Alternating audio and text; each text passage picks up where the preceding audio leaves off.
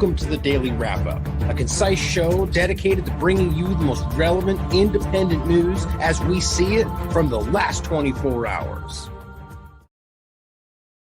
Sunday, December 31st, 2023. Thank you for joining me today. Well, I decided to do a little bit of a combination today. We haven't had a live discussion with Robert Inlakesh for a while, so I decided to invite him on today for sort of an interview / daily wrap-up focus on a few different points, but predominantly on what's going on in Israel and the Gaza focus. And I think it's important not only to read his writing about this, but to really see his, visualize his perspectives when hearing him talk about it. And the reason I say that is because, as I've given him a lot of credit for in this entire process, as I just recently discussed with his article, 120 people on his kind of family reaching family unit have been killed in Gaza, which is unbelievable. And for somebody to be in that position and yet still be able to objectively cover this story deserves a lot of credit, in my opinion. But I think he's got one of the most important perspectives on all this because of the personal side of it, but also because of his amazing work over the years on this exact topic. So, Robert, it's good to have you on the show. Thanks for, co-hosting today. How are you? Thanks for having me. It's great to be back. Yeah. I haven't had you on live for a while, so it's good to get you on, talk about this stuff. So, anything you want to start with in general, because I wanted to get into a couple of peripheral points first about Ukraine and Yemen we were talking about before we started. But, just how are you, man? And, what's going on? We haven't talked in a while like this, and anything you want to start with for people to know about? Like I mentioned your family stuff, and I don't know how much we'll get into that today, but, and people care about what you're going through, man. So anything you want to talk about to start out? Well, it's everything in my life really has been consumed by what's going on in Gaza. Sort of a day-to-day, dealing with it, trying to process everything that's going on and be there for everyone in my personal life, because, it's not just through my wife's side of the family that we have family in the Gaza Strip, but also, I have a lot of friends there and a lot of colleagues there and a lot of people who have family there who are on the outside as well. So, that's basically been my life since October 7 has just been trying to deal with this. And it's been hard to focus on anything outside of that, to be honest, just because of the massive death and destruction. I mean, right now, including those dead, those who are presumed dead and missing under the rubble, it's roughly 30,000 people have been killed. So, that's probably how I can summarize how I've been. Well, I just, you're a very humble person, but I just think there's a lot of credit to be able to cover this the way you have, man. And I don't know how you do it, quite frankly. It's an impossible situation. And so I think, and you're right. I mean, as much as this is all consuming, because it almost should be. I mean, it's like I've been saying from the beginning, this is one of the biggest events that I think we will be talking about this for centuries to come because of how unprecedented this is. But I also think that it really does connect in a lot of ways. And I don't even mean like conspiratorial, like that, like legitimately connects with so many different moving parts of a lot of different agendas, not even foreign policy related. And I just think people are just beginning to understand that. Going back to the origins of Zionism, or rather the state of Israel, and how it all interconnects with governance of other countries. I mean, it's an unnerving conversation to really get into. And finally, people are, as we'll I think touch on today in regard to the op-ed from Harvard from a Jewish leader there, are finally finding the courage to acknowledge that, not that anti-Semitism doesn't exist. Nobody honest is going to say that, but rather that it's obviously being weaponized and has been for a very long time to cover up the crimes of the state of Israel, as well as many other topics. I just think that's a monumental thing to see breaking down. And I think we'll start off early on a point today also about the interesting shift of, I think we'll start with that, the corporate media, and how all of a sudden it seems like they're telling the truth about what's going on in Israel. Like, actually, what's your take on that? Like, I don't think they're telling the truth. I think it's a watered down version of it, but what's your opinion of that? Do you feel like they're suddenly telling the truth, and if so, what's the motivation behind that? What are your thoughts on that? I think they have to mix in some truths, but they've just told so many lies at this point that it doesn't make up for it. But in my personal opinion, when I'm looking at this and their coverage, a lot of it's taking aim specifically at Benjamin Netanyahu, the Israeli prime minister, and his coalition. And the reality is, it's not just Netanyahu who is a genocidal maniac. The opposition are also genocidal maniacs. In his war government, which was established, Benny Gantz is in there. Benny Gantz and Yair Lapid are the two leaders, the two most prominent leaders in the Israeli opposition. And both of them as well have genocidal sentiments. So, in my opinion, they know, the U.S. establishment, that Benjamin Netanyahu is not going to be in power after this once the war ends. And so they're trying to shift blame onto him for everything. But we're talking about now a conflict which has gone on for more than 75 years since the establishment of Israel. And it's been 75 years of apartheid policies, of occupation. And a lot of people think that the occupation, a technical occupation, began in 1967. It didn't. The people who are now citizens of Palestinian citizens of Israel were under occupation since 1948 up until 1966. So the occupation has been going on a very long time. Israel's policies have always been monstrous and extremely racist. But now what we're seeing is that, like you said at the beginning, this is an unprecedented event to see that they've killed 30,000 people. The closest thing they've done to that in the past is when they went into Lebanon. They killed roughly between 15 to 20,000 people. And then after they expelled the Palestine Liberation Organization, which is the secular organization under which all different Palestinian political parties fit into, which was based in Lebanon at the time, in opposition to the Israelis, of course, attempting to try and make a Palestinian state. When they expelled them from Lebanon, then they used their Christian militias to commit all sorts of horrifying massacres against Palestinian refugees. And Lebanese as well. Lebanese were killed in these massacres which took place. But in terms of the sheer scale of what we're seeing now, in such a short period of time, it's hard to find an accurate historical comparison to what the Israelis have done. I pointed this out before, and I tried to point it out as much as possible, that if you look in the first 2 years of the ISIS insurgency in Iraq, the United Nations noted that some 18,800 civilians were killed in roughly the first 2 years. Israel, having killed around 30,000 people in just less than 3 months, well outdoes those civilian death tolls. Right. If you look at the child death toll alone in Gaza, which is set at around 11,000 now. In Syria, between 2013 and 2023, according to UN statistics, ISIS killed roughly just over 5,000 civilians in total in Syria. That's according to the UN statistics. So Israel has killed, in less than 3 months, more or less more than double actually, the amount of children as the entire ISIS death toll in Syria in around 10 years. So that's what we're looking at right now. And then on top of that as well, you have to look at the sheer amount of bombs that have been dropped, the tonnage that has been dropped on Gaza, the fact that the majority of people in Gaza are now homeless. Like we're talking about around 90% of people have lost their homes or are homeless. They've been displaced. So it's completely unprecedented. And many of those people displaced now, what, for the 4th, 5th time? That's not exaggeration, right? I think what for the average would probably be the original Nakba, and then some people, this might be the 2nd time, but many of them have been removed from these different settlements, right? So that's multiple times for a lot of these people. That's a part that sticks with me. The idea of, I just saw a video that really resonated with me. I think I'll actually end with that today. Just talking about these people that just rebuild the idea. Really, his main point was what they're attacking mostly here is hope. The idea that these, the resilience of the Palestinian people to continue to come back and rebuild their homes and try to and live their lives in an unimaginable horror, and then have that destroyed again.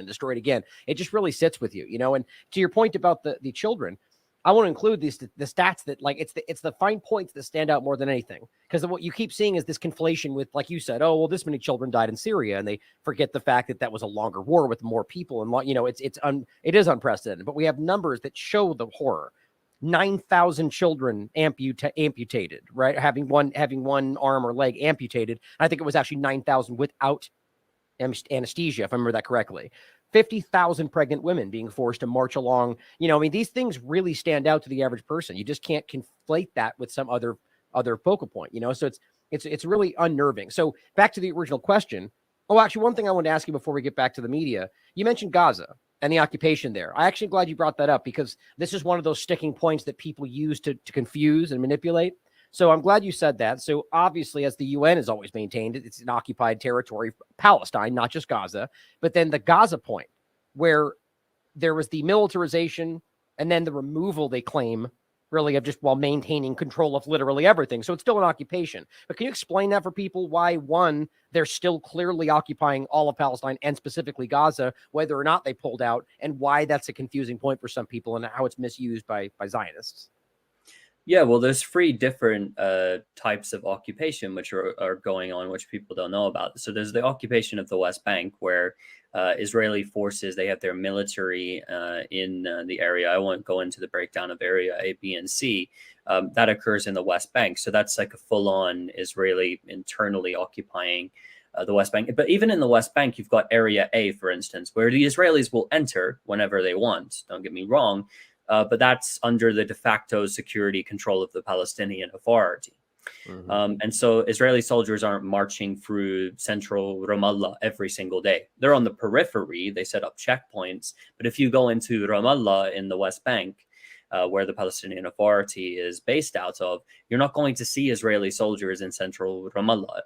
They play with semantics and try and depict a situation which isn't the reality. Then you have East Jerusalem, which under international law, again, is occupied. Now, Israel illegally annexed the territory, actually, East Jerusalem, which the international community has completely rejected. The only one really to recognize it is the United States, actually, to say that we recognize this annexation. It was Trump's administration, correct?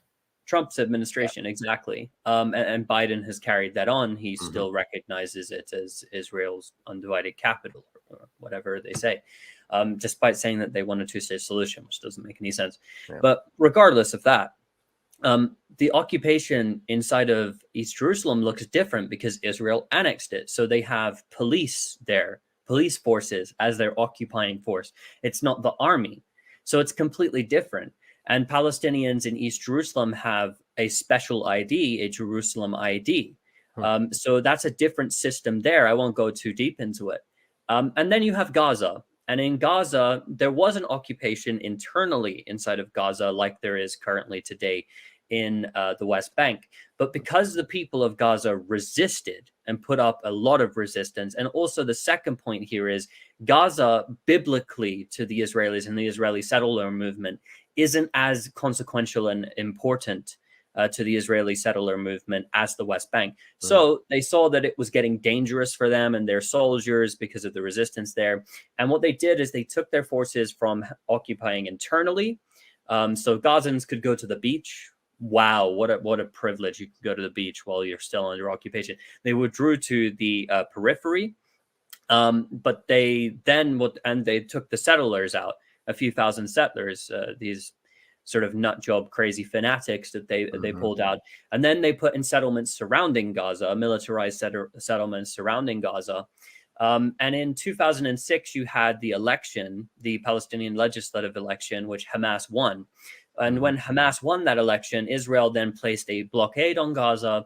The United States and the European Union put sanctions on Gaza, so nothing comes in, nothing comes out. Israel had complete and utter control of the situation. So the occupation of Gaza was worse because of the blockade and because of the economic sanctions. Then in 2007, the U.S. Bush administration, without authorization of Congress, of course, because they never go to actually ask Congress for these things, put funding towards an illegal coup attempt using Hamid Dahlan, who was the head of the preventative security forces of the Palestinian Authority, to take by force the democratically elected governing force out of Gaza. But Hamas saw it coming and they preempted it, and they quashed that coup that started like this they call it the Palestinian civil war between the Fatah party and Hamas. When they kicked the Palestinian Authority out, which was seized by Fatah, then Israel doubled down on its blockade in 2007. And so they control everything. They control the airspace, they control the waters, they control the entire, they call it a border area. It's not really a border. There's the Rafah border with Egypt, but there's not a border around the Gaza. You've got like armistice lines and the separation fence, but it's not a border because Gaza is not a state. Right. So it's still an occupied territory, according to the International Court of Justice, the United Nations, the majority opinion of countries in the United Nations, every single international legal body, human rights organizations, etc. Common sense. I said just common sense. Yeah. That's the frustrating part about this is you have all the evidence everywhere, including the international bodies that they tell you're supposed to look to, and it's all very clear. And so I'm glad, thank you for explaining that, because that's, there's a lot of information there. And even then, I'm sure you could go on for another hour about the different finer points. And so it's important for the average person to understand the just inherent, blatant, willful lie that's being spun around that point. And again, to the beach point you made, even then, there's supposed to be allowances to fish. But as you pointed out in many interviews in the past, that the allowance, even though they're supposed to be like legally allowed a certain amount, Israel changes that day to day and they're not notified about it. So people just get shot for being 1 mile out in the ocean or, whatever it is. And it's always under control, and I actually just saw an interview with Mark Lamont with a former Israeli official saying the same, basically pushing back on the same point. Like they have complete control over every single aspect, including the Rafah border, even though Egypt, yes, controls their side of it. To argue that somehow they're allowing Hamas to have control over what goes in and out. I mean, it's just comical. I mean, it doesn't make any sense. So thank you for that. So let's start with the point about for Ukraine. Really, I wanted to get into, and I'll include this, by the way, since you brought up the Hamas points, for people that don't know that clearly Israel has been funding Hamas. It's stated by Netanyahu. It shouldn't be a secret anymore, but people still don't seem to know that point. But let's start with the Ukraine point. But really, this goes into the larger point as well about why the corporate media seems to at least be giving you some things that we would argue are true. And this comes from a report, this from Clandestine, discussing a Ukraine launch with NATO weapons on a civilian location, killing what started out 14, turns out to be 22, even reported by the New York Times. Ukrainian missile attack on a Russian city kills 22, hitting civilian locations, reported in the article. So just really quickly on your thoughts on that and how interesting it is that suddenly Ukraine doesn't matter. And now they're going, yeah, they killed civilians, even before you have evidence of them bombing the Kromstok train station or Poland with a bomb, and it doesn't really get this kind of critique. So why do you think it's happening now? And then again, we kind of already touched on why they're shifting their truth. Well, I'm not an expert on the Ukraine war, but it looks like it's coming to an end soon, and that it's over for the Ukrainian side. And it looks like they're committing acts of desperation at this point. And the U.S. media, to their credit, at least reported on this. And their biased reporting on Ukraine has been very clear for the entirety of the 2 years of the conflict. Now we're heading into 2 years. But when we're looking at what's going on there, it's interesting because the United States government is still condemning Russia, and they say that Russia is tried to commit genocide and that Russia is an occupying force and Russia illegally annexed territory and Russia killed civilians and Russia bombed them all. Oh, my theory with this, and the way that the United States government speaks, is that Russia is not sufficiently defending itself. In order to defend yourself properly, you need to massacre 11,000 children and 30,000 civilians. I'm sorry to laugh about that, but it's just like, that's such a perfect point. Sorry, go ahead. Like sufficient self-defense is to massacre 20 times plus the amount of people that are killed on your side at civilians. Can't go after soldiers. That's where Russia's going wrong with its self-defense. It's killing too many soldiers. It needs to kill more children and women and elderly people in order to get the U.S. stamp of approval of self-defense.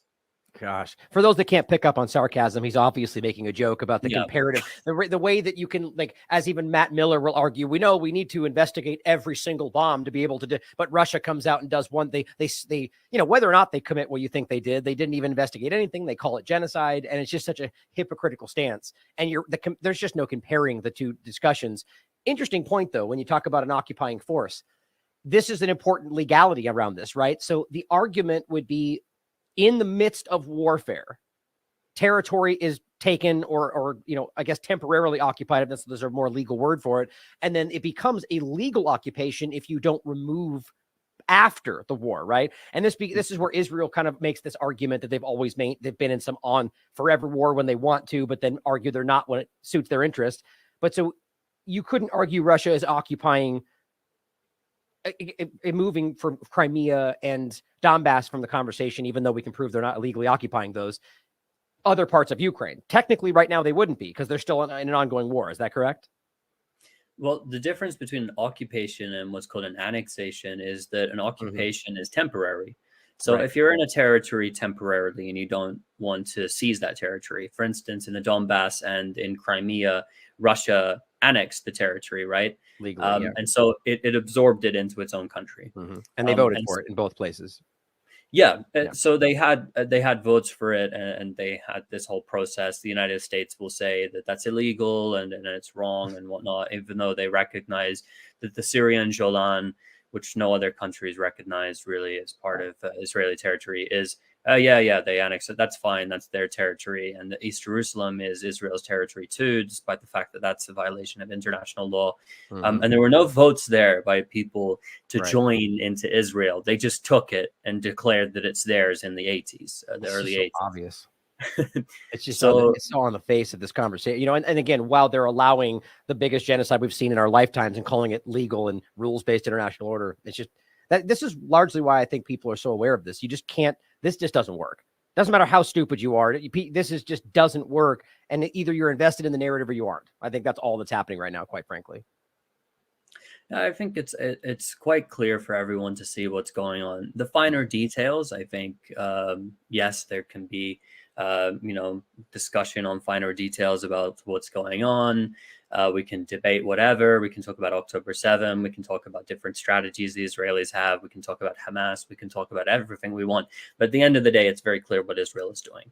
Right. I don't think anything clouds that. I think anyone with the most basic understanding that just goes into this and looks at numbers and just looks at the videos and photos and sees what Israel's doing and just does a basic Google search on it could see what's going on. Right. Exactly. That's the point I made before about, in the past, they'll tell you, if you're questioning this or that, well, look to the UN, look to Oxfam, UNICEF, all these groups. And now they're all saying the same thing. And now they're Hamas, apparently. Like that's this, no more statement. Just they are Hamas. It's insulting to your intelligence. Last on this point, he points out the Russians have called an emergency UN security meeting because of this bombing in a civilian location in Russia. And the officials in Russia are blaming the U.S., as I think is an obvious case to make. Russian ambassador is saying that they spoke to the media, and they're saying the U.S. is waging a hybrid war against Russia and also basically trying desperately to get them to respond. I think that's a fair statement. I think they've all, like with Syria, that's a classic tactic. When they respond, that becomes the impetus for the point, and you forget about the original point, actions. Now, we also have the point about this. Now, I know we have limited time today, so I just really want to include this, and you can comment on it if you want. U.S. Navy has now been downing missiles in the Red Sea in regard to attacks on the ships, which I still wonder how much of this is in fact actually happening. I'm not disputing that the Houthis or Ansar Allah movement have these capabilities. I just know that it's very easy for them to lie about this kind of stuff. And then the Navy has sunk 3 Houthi boats in the sea. Now, this is going to escalate, I think, from a lot of different angles. Do you have any thoughts on that? Yeah, well, Yemen's Ansar Allah, they released a statement on this, and that they said that the American government bears the repercussions for this. They killed 10 Yemeni naval soldiers. And yeah, the threat has been very clear from Ansar Allah. They said, we're going to stop all Israeli shipping. All shipping going to the port of Eilat is done. It's over. Forget about it. If you're coming through, you're risking your ship getting hit at the end of the day. So you're risking your life. You can either go the other route. You can go around the entirety of the continent of Africa and through into the Mediterranean. But you're not coming through here. You're not coming. And they'll hit them. And they still hit the ship as well. The fact that the United States bombed all of these Yemeni forces and killed 10 people in the defense of who? And with what UN Security Council resolution to back them militarizing this area of the world? So it's illegal, number one. Number two, did the American people ask for this? Did the American Congress approve of this? Was there any approval of this? Or did they just throw a bunch of ships in there, try and get this coalition, this multinational coalition, which is just a bunch of European countries? And then Right. Bahrain said, yeah, sure, we'll join. Bahrain is negligible in terms of its naval capabilities. It might send a few of its princes to help block the sea there because they all weigh at least 600, 700 pounds. So maybe they're going to like help, you know, like they can put them in the ocean as a buoy or something. But it's basically a European coalition to what? Allow more goods to come in to the Israelis, to allow them to continue their genocide normally. The Yemenis have been very open about this. Let the aid into Gaza. If you let the aid just go in to the people who are starving to death there now, we'll let the boats go through. Right. Go ahead. Let the aid in. The United States says, no, we're going to send our Navy there, which risks a war because the Yemenis can blow those boats out the water. Those aircraft carriers, they're not going to exist if they want to go to war. If they want to strike Yemeni territory and go to war with Ansar Allah, they'll lose all of it. It's done. Then what do? Looking like idiots with however many soldiers are there from their Navy on those aircraft carriers and those boats. When they're at the bottom of the ocean or they're floating in the water, then what? Are you going to use nuclear weapons? Because invading it, well, we've seen how that's gone in the war on Yemen so far. It's not going to make a difference throwing U.S. troops into another forever war. They're not going to win that war. Right. I agree. Well, but here there's a legal issue here, though, that I think is really important. And trying to be objective about this is that technically, if you're striking now, I mean, there's a whole issue to this, or whether or not Israel's utilizing civilian ships in which we know all these, I mean, they always accuse their adversaries of it, but I think they all do it during times of war. I think it's just a tactic. And so that would mean that if they were, then that would make it a military target. But if they are in fact just targeting anything Israel related, that's technically a crime if it's not in the context of the military engagement, right? So I think this gets really difficult because, like with Hamas, for example, saying that, and we'll get into this next in regard to October 7th, that, well, we see all of them as legal targets because it's all part of this occupation. They brought them. There's an argument to be made there. But my point is, hard line for civilians. You just can't cross that line. You have to maintain that if you want any kind of, accountability or respectability. And so now when that's happening, I think that there's a line being crossed there. But I can understand why that gets pushed because Israel's crossing lines all over the place.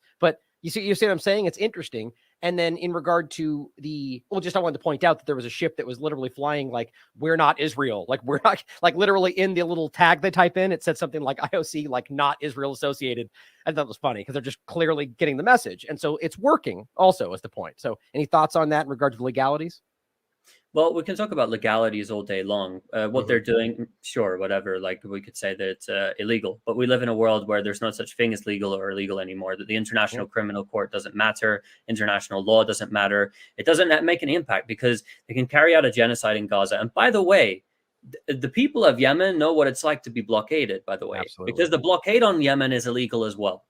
So if you're going to blockade Yemen and starve the people to death to the tune of 400,000 people in the country, and you're going to bomb them into the ground, and you're going to deprive them of their rights, and you're going to steal their resources, and then when they choose to fight back in defense of another people who have been starved to death, who are being blockaded, who all these war crimes are being committed. Now, Yemen, what it's doing, it's illegal under international law to stop shipping coming into a certain area. I think they could make their legal arguments. I'm not a lawyer. I'm not qualified to talk about how legal whatever is, but I can talk morally. What's more moral? If the law is not being respected, and also you can tell somebody, for instance, there can be a criminal with a gun running down the road and shooting at grandmothers, and you can go, hey, that's illegal, and he just keeps shooting people. Or do you grab your weapon and you kill him to stop him from killing more people? Now, well, they're both deaths, aren't they? They're both killing, but at the end of the day, understandable why you've taken out the shooter. So that's what they're doing. They're doing whatever they can to support a people who are being subjected to genocide, an attempted ethnic cleansing, actually an ethnic cleansing, because the majority of them have already been pushed from their homes and are being starved to death. So, and they've been occupied. And this is the thing, they talk about international law, and they talk about legality. where is the legality? We live in a world of the powerful and the powerless, and that's what the Right. United States government has done. It's undermined every international institution with this. It doesn't even go to its own Congress anymore to order strikes on foreign Right. territory, to militarize areas of the world which it wants to militarize, to send bombs to a country which actively is being accused of committing genocide. The Genocide Convention has been triggered Right. against it. And Blinken, who goes over there and says, I come to Israel as a Jew, he says. So he comes there as a Jew, not as an American official, and Right. goes, I'm openly in solidarity with everything you're doing. That's basically what that meant. That's what he meant. I'm here with you. I'm not going to be balanced on this. And then he goes, I'm going to send hundreds of millions in weapons so you can continue to kill children. So what the Yemen's doing morally is fully correct and justified. 100%. Now, if there's some legal implications, oh, well, they stopped some boats going to the Israeli side. The Israelis are not starving because of this. The Israelis economically are suffering. But at the end of the day, you're living on occupied territory. You've got an army which is committing a genocide. I'm sorry. Yeah, there should be a blockade from all angles until you stop a genocide. Yeah, if that's what it's going to take to stop a genocide, morally I'm speaking, blockade them from all angles, the Mediterranean as well. Nothing comes in, nothing. If you're going to starve Gaza, you starve until you stop it as well. Right. Because there's this is the problem. If the law, I would be fully for the law and all the legal arguments. I would say, yes, stop doing that. If the law was respected. But nobody respects the law. That's the problem. Right. The law is just a bunch of writing on a piece of paper, and it only applies to powerless people who have nothing, no way to fight back. Yeah, everything you said is completely true, man. And quite frankly, I agree with everything you're saying. But the hard line here, and this is really a conversation for the day that I think we should even have, like a really good in depth, because this is it's honestly, I don't even know. It's almost impossible to make a decision here, because you're at a point where, like, I guess the obvious logical point, trying to remove emotion from it, would be that even though they're not respecting the law, or whatever kind of moral even guidance that we use to kind of influence the law, it's not being acknowledged or even followed by them. Then the point that would be that if we don't either, then it just becomes the same point. Then just becomes this fulfilling same cycle of, like, I guess the argument would be to act in a way that is trying to better that situation. Like, and again, I'm from like not an unemotional point, but then coming from the other side of it, like, you just can't be in a position living in your air-conditioned home and everything is fine, and then acting like these people who have been murdered and raped and pillaged and suppressed, their entire existence, and act like it's not justified to act in response to that. Because, I mean, technically, legally, it is justified. But this is where you get into the point of what I was getting to about and not just the holding the ships, but actually targeting the ships with missiles. If, again, that is actually what happened, that's more what I was getting at. Because I think technically it is a crime. And again, if you watch it happening, it's kind of hard not to say, well, I completely get why they're doing this. They have been starved and suppressed by these people, so it's even justified since they're not following the law. But you get where I'm coming from. It becomes this impossible situation where,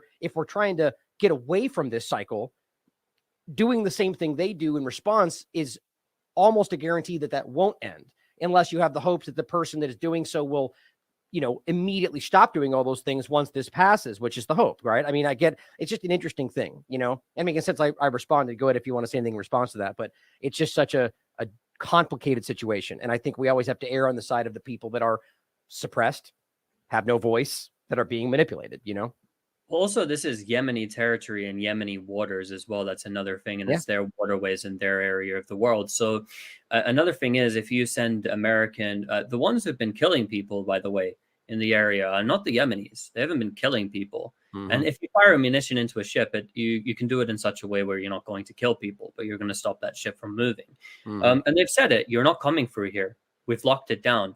Now, blockading an area, right? The full legal implications of whatever a blockade is. But if you're doing it during the course of a war, and it's not starving a civilian population, it's economically damaging them and preventing certain goods from coming to them and aiding them and abetting their war crimes. If you're doing that, you can make your legal arguments. Again, I'm not an international lawyer, so I'm not going to make that. I'm not making the legal cases here. I'm making the moral case. Have the Yemenis been killing innocent civilians on those ships? Not that I can No, tell. Yeah. they haven't been. Who's been killing people? The United States military just killed 10 people. So, and in a territory which is not their own. So, in terms of what Yemen's doing, morally, I think it's completely correct. I don't think there's any problem with it personally. That's how I see it. I don't see there's any problem with it. Legally, I'm not an international lawyer. I'm not going to try and to make any case any way or the other. I don't know. I can't tell you what is and isn't legal. What you're saying, for instance, I can fully accept that that's going to be interpreted as a crime. If there's a case you can make that, you know, stopping ships from coming to a country, you know, and enforcing a blockade or administering sanctions to a country, for instance, can be legal in certain contexts to prevent a certain regime from committing war crimes. For instance, the US and the EU would try and justify their sanctions on numerous countries around the world because they say Bashar al-Assad is a war criminal or X is a war criminal or whatever. And again, it doesn't make it right because we know that they're not sanctioning the leaders, they're sanctioning the people. But in this case, the Israelis are not starving.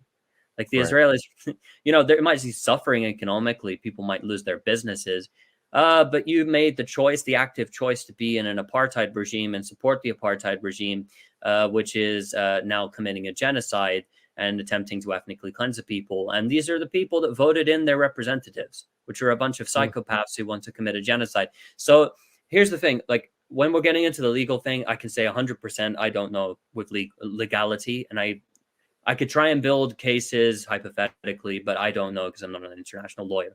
However, morally, the position of the Yemenis, the only ones in the entire region or in the entire world that has a state apparatus, which has actually done anything to help to stop the genocide, other than you can argue South Africa, really. Yeah. And maybe Iran playing a certain role there. But that's it. Yeah. Well, so two things are important. And then again, I think we should, you know, we definitely should talk about this more. But, you know, just to be clear, like, well, I mean, first of all, I think what's difficult about that is the argument of, you know, voting them in and so on. It's the same argument being thrown at Palestinians to argue that, well, they voted in Hamas and therefore we can kill them. You know, it's just difficult because not everybody there voted. But, you know, again, to the main point, though, let's just put it like this. From a personal perspective, if I was in that position, you're damn right I would be acting that way. Like, let's just be very clear about that. Like, from a moral perspective, I absolutely believe that if I was in that position, if my family was being killed and murdered, I mean, you're damn right I would rise up and fight back. 100%. That just trying to be an objective, you know, discussing from this perspective, it's really difficult not to bring in those points and see it. But yeah, I mean, I think we're watching the abuse of exactly what we're doing here, right? That the people in these leadership positions, they don't care about the things we're talking about. They don't care about the human rights or the legalities or the international law. And yet here we are trying to decide this and discuss it and try to, because we care about these things, right? And that's the main point for me, is that the people pushing from this angle, this position, I think are striving to achieve something that has nothing to do with occupation or land theft. It's about self-determination, right? I mean, and that's what we'll get to the op-ed from Harvard point from a Jewish leader making the same point, you know? But yeah, I think that's important. And I'm glad you made that statement though, because from a moral perspective, I think it is very clear as well. The one thing that I'd add to this is when I talk about the Israelis electing their leaders, and by the way, the Palestinians haven't had an election since 2006, and that's because of the Palestinian Authority, the United States, and the Israelis as well. But they haven't had an election, so we don't know who they've elected. Number two, because the Israelis say, hey, they elected Hamas, so we can kill all of them. Which is unjustified, obviously. Ridiculous. What I'm saying is not, okay, Israel, these Israelis elected these fascistic nutjob war criminal psychopaths who are a bunch of narcissistic killers who want to basically from every single major party there want to mass murder and ethnically cleanse Palestinians from every major party. All of them think that way. These are all the major parties there, with the exception of a small number of other parties in their Knesset. All of them think this way. Okay. My point is not that they should be killed for that, but if they're going to lose business because of that, because they live inside this genocidal entity and they elect these leaders and their business in Eilat is going to be damaged because and they voted for this and they support this and they support the war and their business is going to be damaged. Again, not a legal point, a moral point. Yeah, I'm sorry, you're going to lose some business, bro. Like, that's the way I look at it. Not that they should be killed for that. Of That course, doesn't of course. qualify you for being murdered because you voted in the most fascist, racist government that the world has seen at this point, right now on Earth, Yeah. today. It doesn't qualify you for being murdered morally. I wouldn't make that argument. But if you're going to lose some business, I mean, yeah, like Yeah. that's Well, the point I was making, by the way. oh, 100%. That was clear. I don't think anybody took you as suggesting people should be murdered. I don't think your work is clear on your opposition to things like that. But, you know, I think what is the direction of the basically the larger point is that the idea that this is an occupation versus the other side, you know, that changes the dynamic, obviously. And you could point out too, I think it's important to note there's a lot of people, Jews and otherwise in Israel, that are actively advocating the opposite of what those groups are. But you're right, it's the majority for sure in regard to the leadership and everything we're talking about. But I think that the fact that this is an illegal occupation, which means then Israel is bringing in civilians into what even they argue is an ongoing war effort. I mean, then there's a responsibility there. These are all important dynamics to all this, including the fact that Israel funded Hamas, which then caused this problem. You know, you can bring all this around, and all these things are very important. So I guess that, you know, to end on that segment, it's just interesting that, you know, the point again is that we seem to care about these things, about whether or not we're acting in accordance with the law or human rights, or, you know, and the reality is the leaders or rulers only use those things to manipulate people. And I think that's at least my opinion. I think that's very clear. And the other thing that I would add shortly is that you can't expect occupied and oppressed people and armed groups which are formed to defend them to respect laws that you don't respect, to fight in a more moral way than the states, which are supposed to be bound by something more moral and they're supposed to be held to a higher standard. So yeah, you can't go out to the people who are subjected to genocide and have been murdered and besieged and starved and deprived of all human rights and then go, hey, we have this piece of paper here that we wrote back in the 40s. And that says that if you want to fire a rocket, you got to go into an open field where we can target and kill you straight away. So you have no resistance. So your only legal resistance is to go into an area where we can kill you with precision weapons. Oh, what, we can't do? Oh, we lost you. No, you can't do that because you don't have precision weapons. You don't have modern guided munitions. So it's an indiscriminate weapon. We drop indiscriminate weapons. That's fine. But if you do it, that's a war crime. And we're going to write it in our stupid human rights reports about how Hamas committed a war crime. Okay, give us precision guided missiles so we can go fight. No. You can't have that because you're terrorists. So it's just every single time, no matter which way you try and argue it, it's just they can't win. And there's also always some pseudo legal jargon which is thrown at them to justify why they're the worst people on earth and why Israel is moral and the United States government is moral somehow. Yeah. And don't forget, they just argued, and it's the point they keep trying to make for them, and they make these cases that they targeted the Al-Aqsa Mosque with their rockets, yet make the argument that they're indiscriminate because they're not guidance, and that's why they're a war crime. You know, this is the obvious dishonesty from the statement.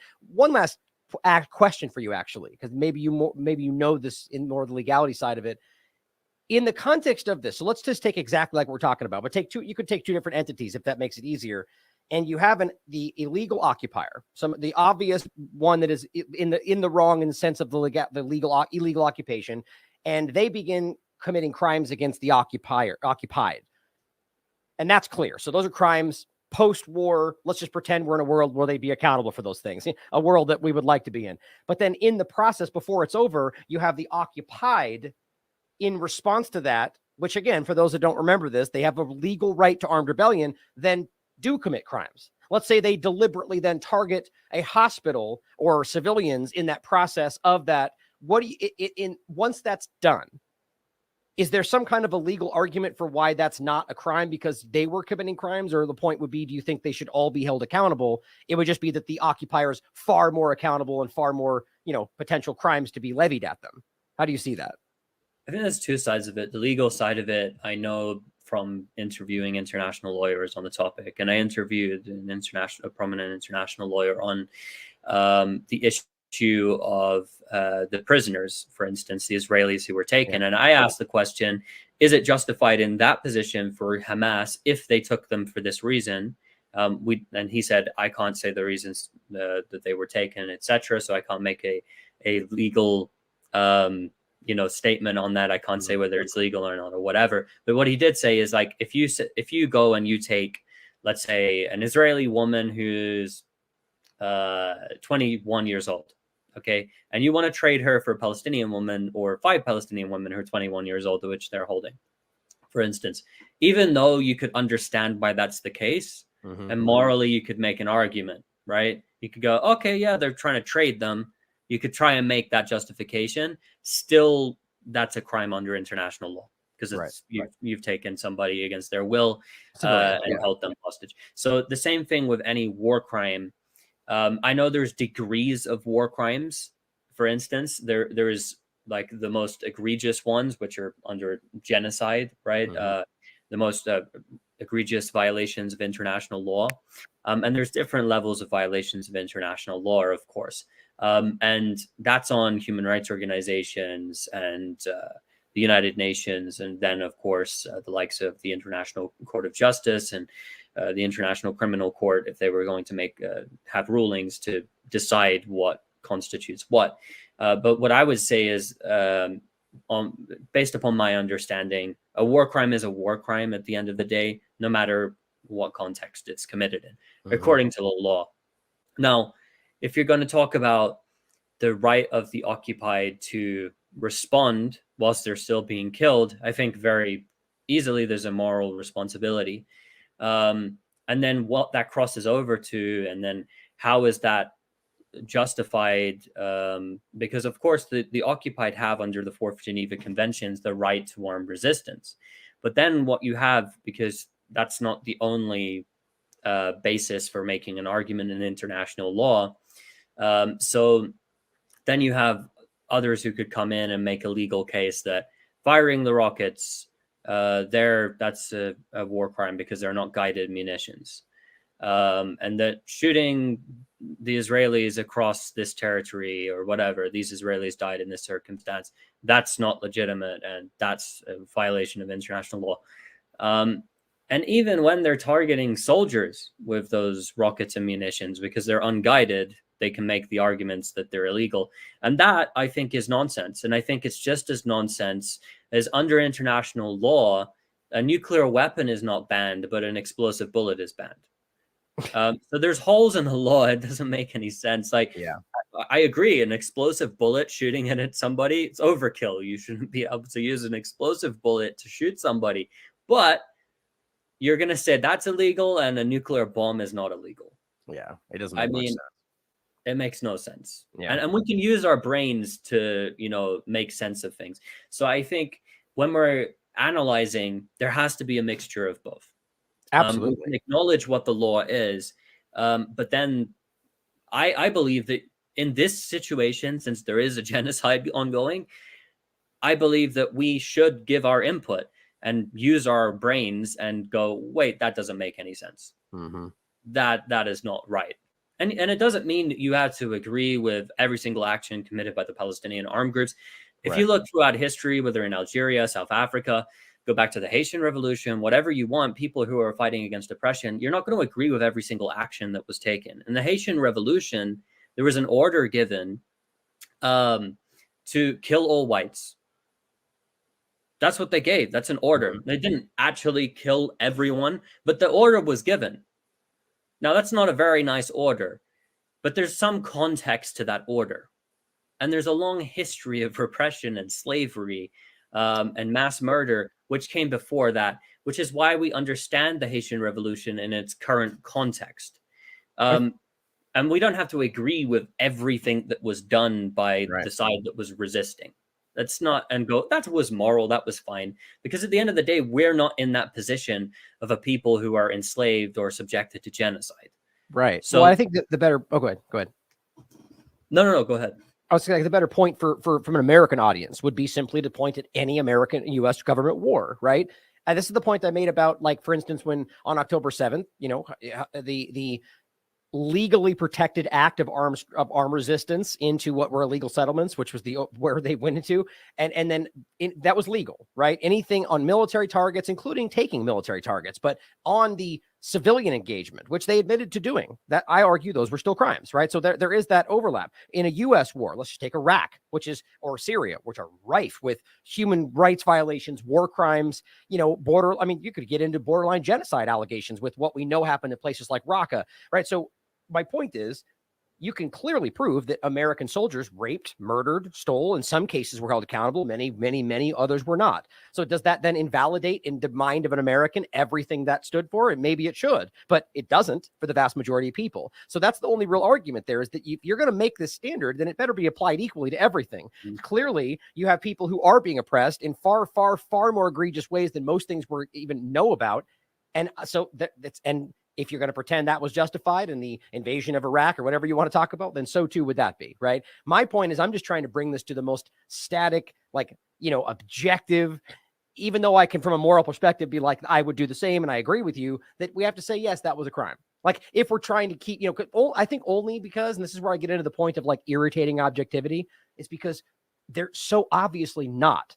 All these leaders and rulers are actively doing the opposite. So I think it behooves us to show what we could do. You know what I mean?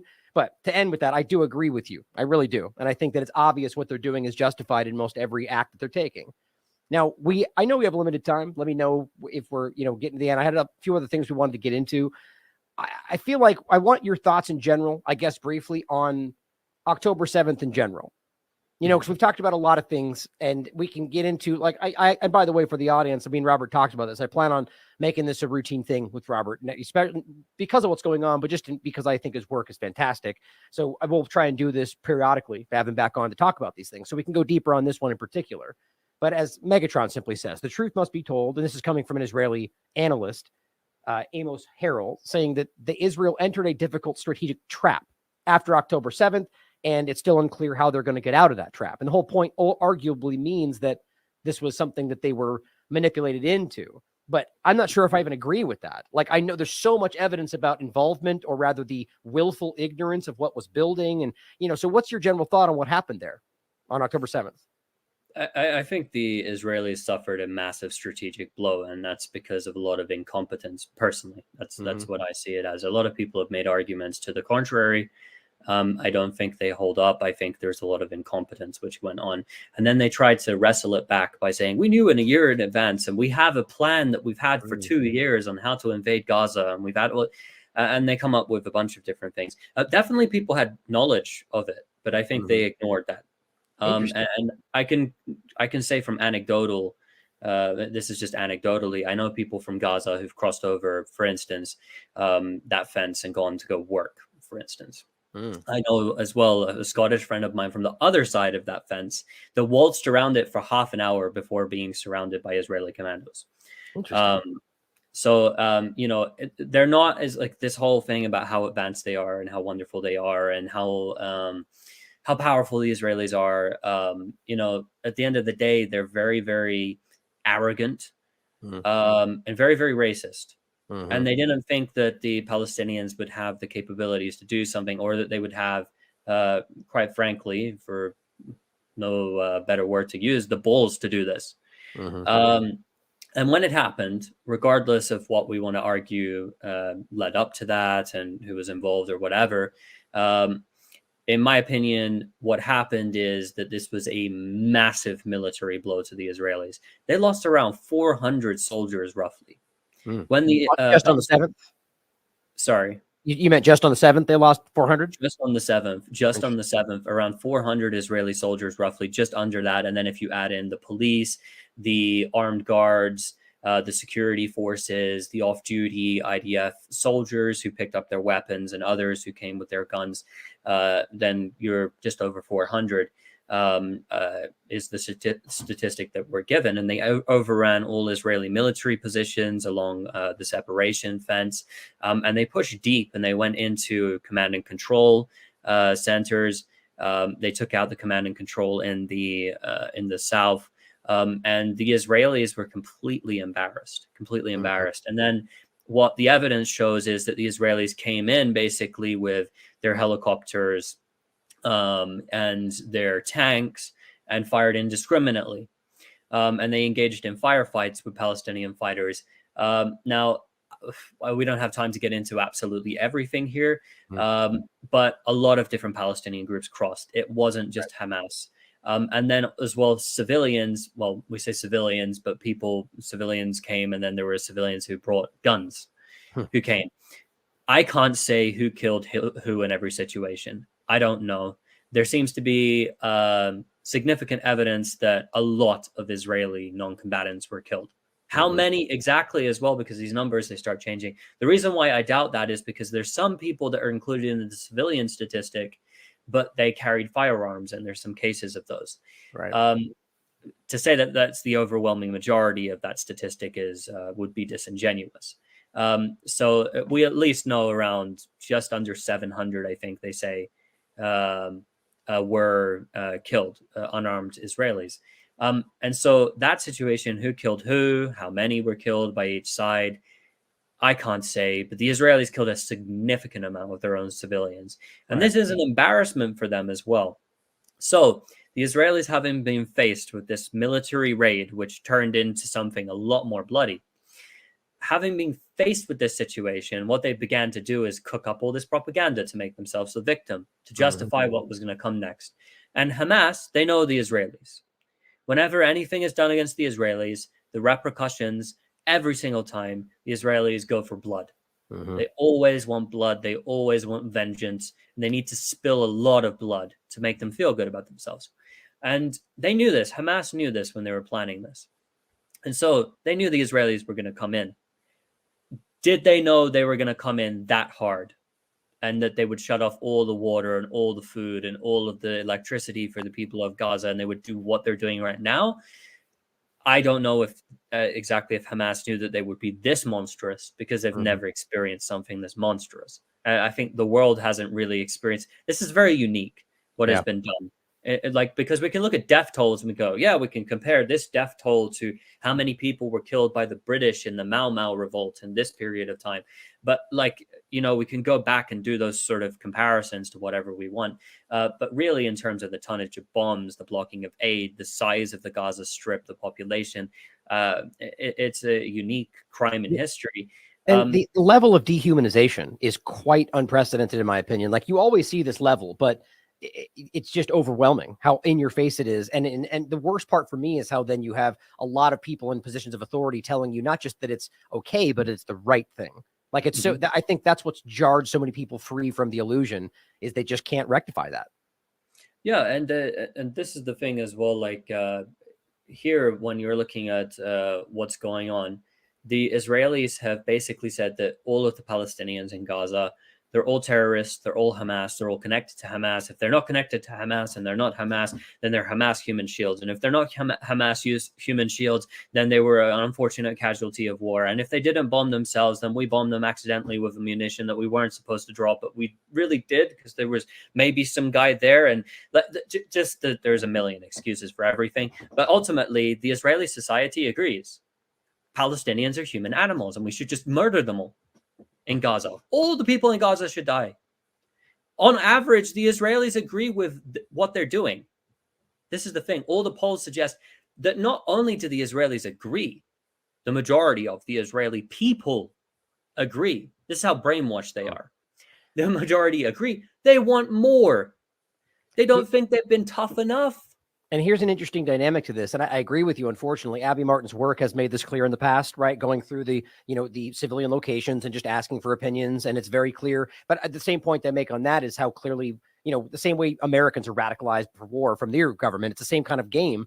But what's interesting in a macabre way is that because of what they have done, well, two things. Because of the fact that there are Israelis in Gaza, and then the overwhelming onslaught, knowing they're there, which they've clearly provably now killed their own people more than once with bombings and shootings in Gaza, that has caused the Israeli population to suddenly call for a ceasefire, right? But as I keep making the point, most of them aren't saying don't go back to kill, go back and finish what you're doing in Gaza, but first get our people home. And it started this interesting schism between the conversation where they're going, no, screw you, stop what you're doing. We want our families back. And I think the Israeli government, Netanyahu predominantly, expected them to go wholeheartedly along with it. And I don't think they expected the pushback. And in every possible way, it seems they've broken the, illusion or the hold they had over people on the power, the propaganda. I mean, it's fascinating. Would you agree with that?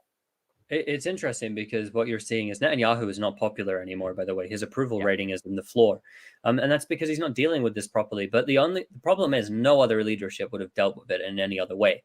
They all would have done the same thing. I can guarantee you. That's How important. harsh this policy or that would have been, I can't say. But right now you have Benny Gantz, who's of the opposition, who's in that war government, and who thinks the same thing. So if there's going to be an election tomorrow, Benny Gantz would be prime minister, according to all the polls. Benny Gantz is in this war government who is leading this genocide. So that's the reality there. But having said that, the Israelis have achieved absolutely nothing militarily in Gaza. Nothing. They haven't destroyed a decent portion of the tunnel system. They haven't killed anyone in the senior military leadership of Hamas. They've taken some people in the Politburo in their homes at the start, but that doesn't mean anything really militarily. They haven't done any damage on Hamas. Hamas is actually more popular than ever.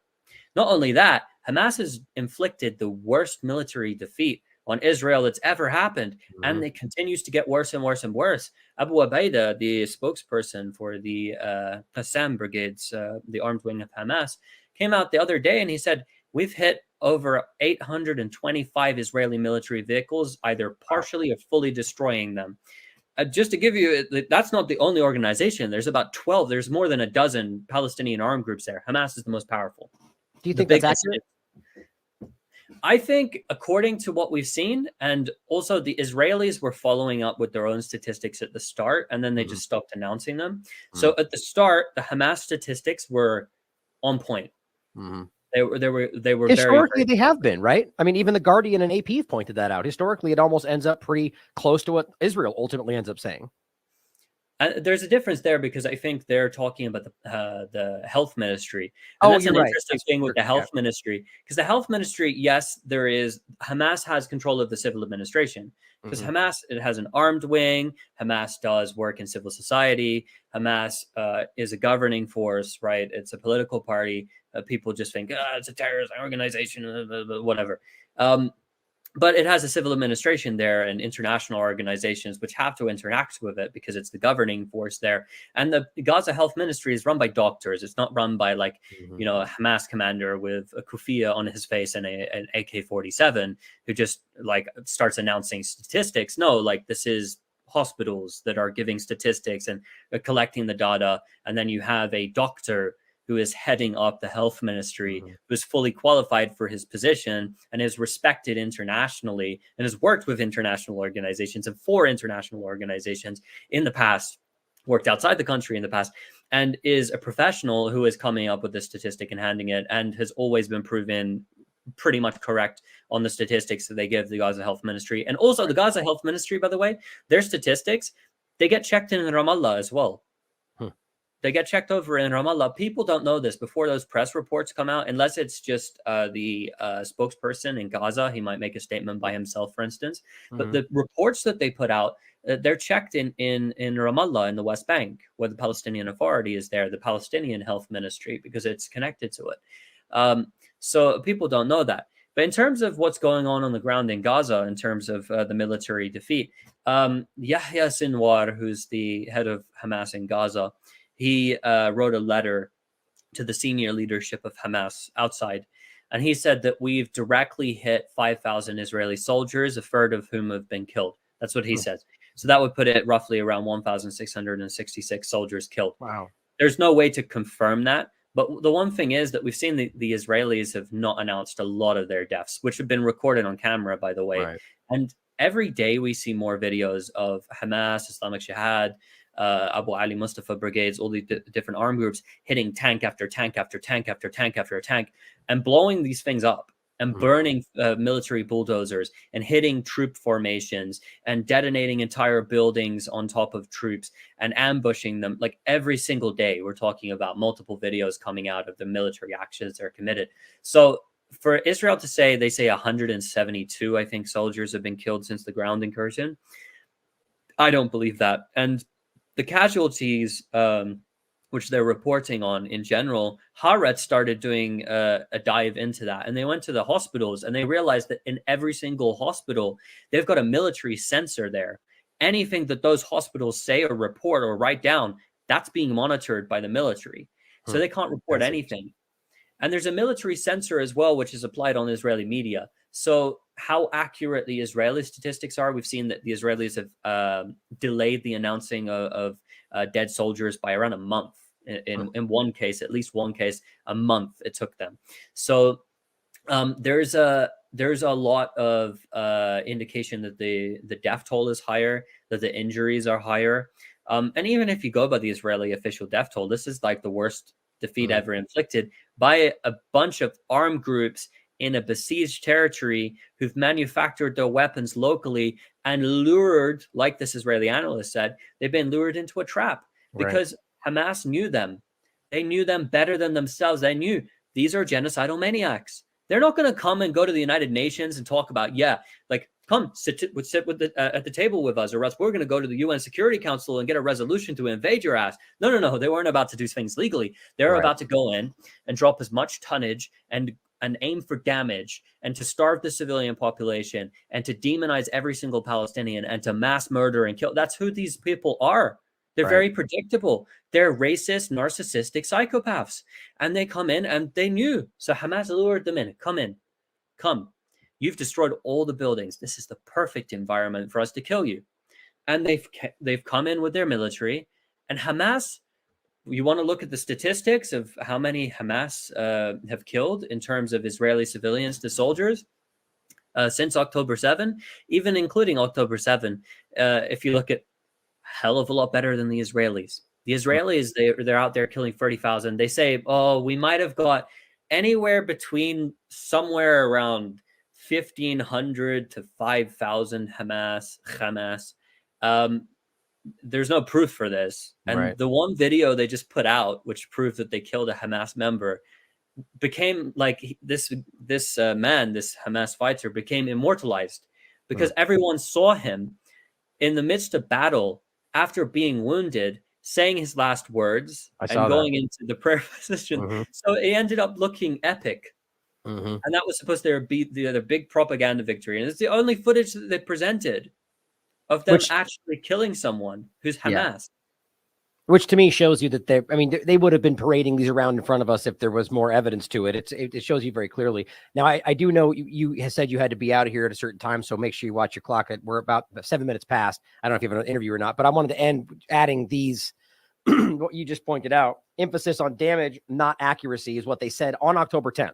I just think that's hilarious that we can talk about this as if we're debating it, and they literally state this on October 10th, what their main point was, or the important 972 magazine article about a mass assassination factory. And this was about the Habsara, the gospel is what it translates to in regard to their AI programs they're using to bomb. Just to back up what you were saying, it's exactly what you were discussing. It's it's self-evident at this point.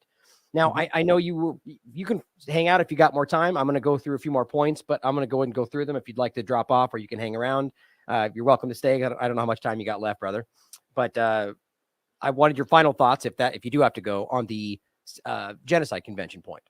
Where do you think that's going to go? And, is that even going to change anything? I would like to believe that it would go somewhere and that this would be a quick process. But logic suggests that it won't prevent what's going on right now. And at the end of the day, it would be great to see all of these war criminals actually be tried and Israel suffer. And one of the results of this is Israel could be temporarily suspended from the UN General Assembly. At least that's what I've been told. And so I'd like to see that happen as a repercussion. And maybe that would restore at least my faith in international law. Because I think anyone looking objectively right now can see that we live in a world of the powerful and the powerless. And unless you have the better weapons and more funding, there's no real way of getting any justice. You have to get strong. You have to get weapons. You have to fight back. And that's what they're telling the world, basically, through what they're doing right now. So. And that's the United States, because I believe this is the U.S. government's war. I don't like Israel's dropping the bombs, but the United States can call this off in 5 seconds if it wants to. Right. But it doesn't. So the U.S. government, in my opinion, is just Joe Biden and Antony Blinken are just as complicit, in my opinion, as Yoav Gallant and Benny Gantz and Benjamin Netanyahu. I don't think we should treat them differently. But unfortunately, we're never going to see them brought to justice. And the way that the U.S. government is acting right now, it suggests that they'll shield the Israelis from anything, from anything. Netanyahu, like, he could do whatever he wants. Like, he could literally line up a bunch of Palestinian children and like run up to them with knives and just start stabbing them on live television.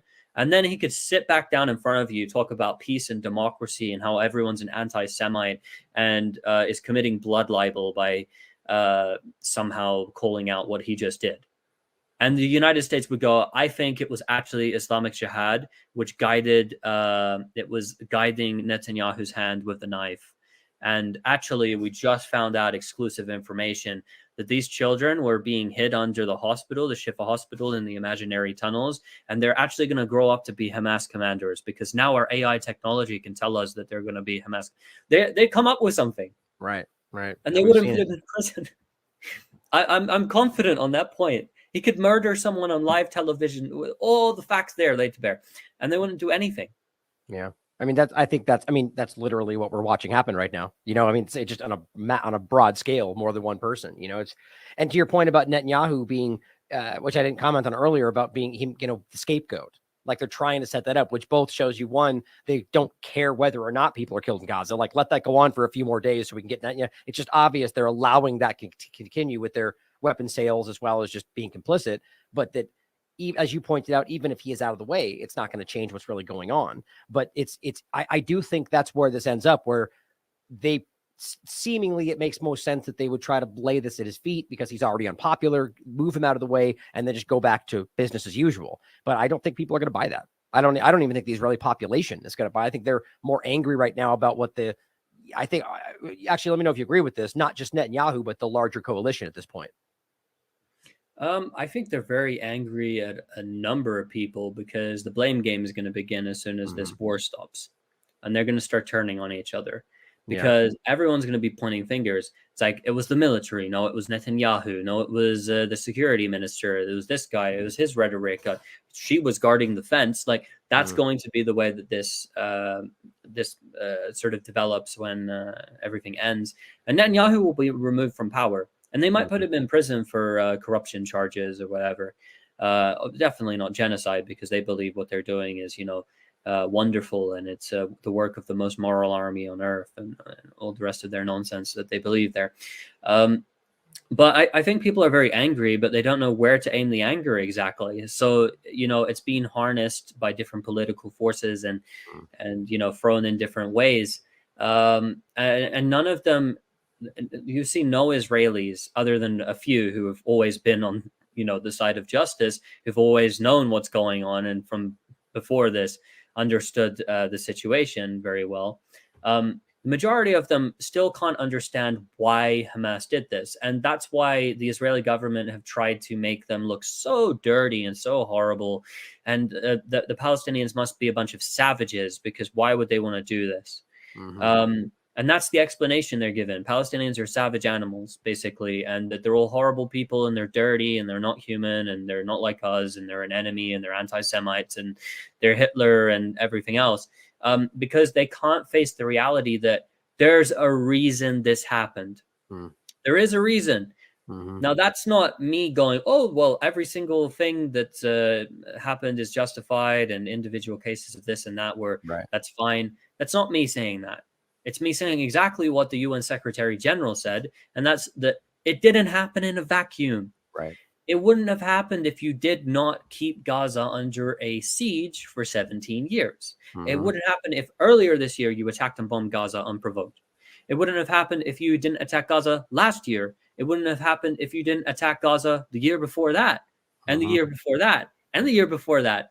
It wouldn't have happened if you didn't commit your massive massacre in 2014, in 2012, in 2008, 9, in 2006.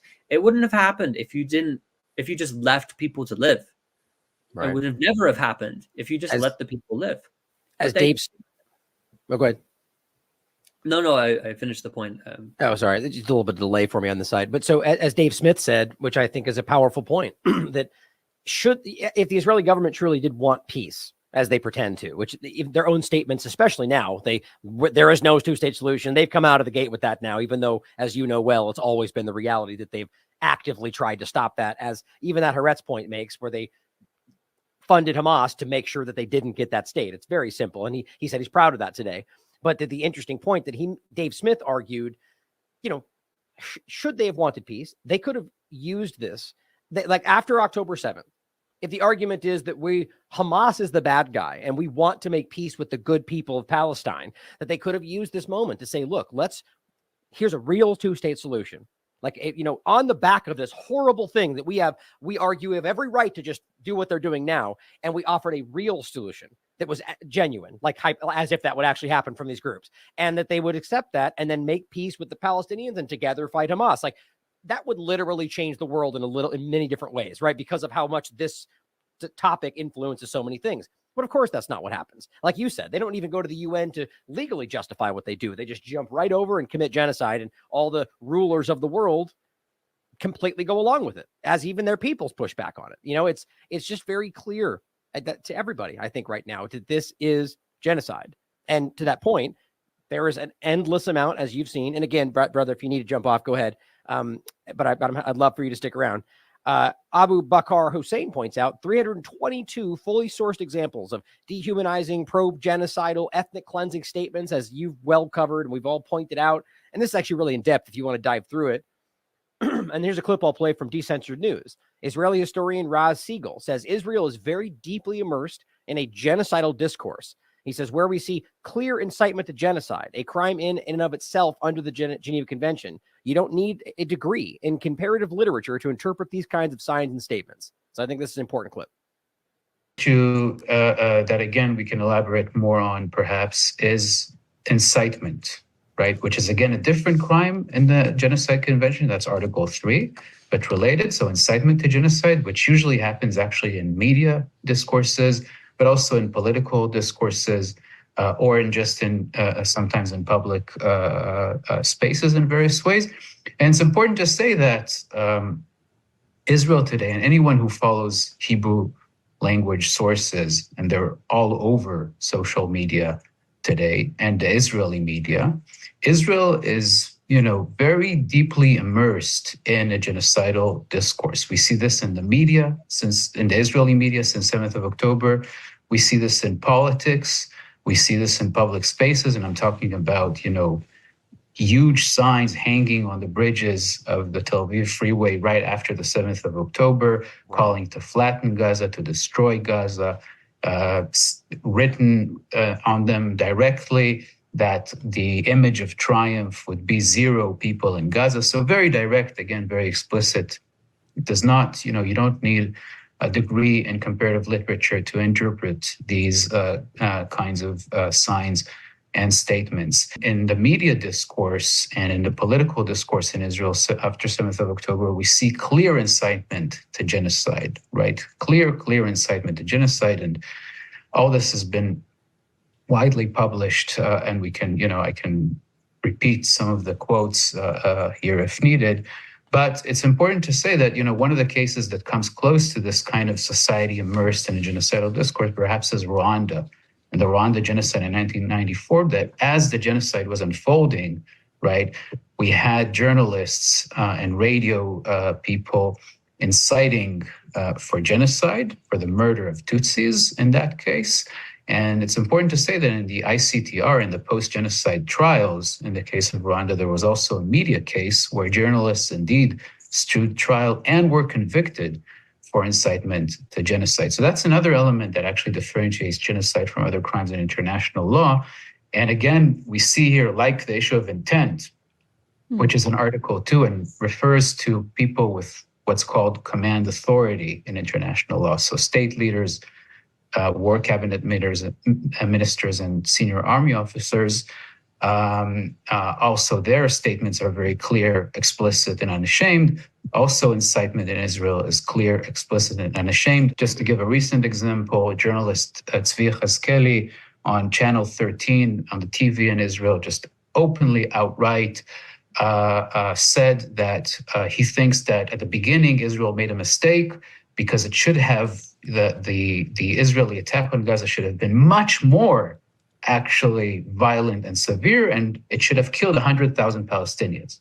Right now, only the TV anchor there, said, "Are you sure that that's what you're saying? There was some exchange between them.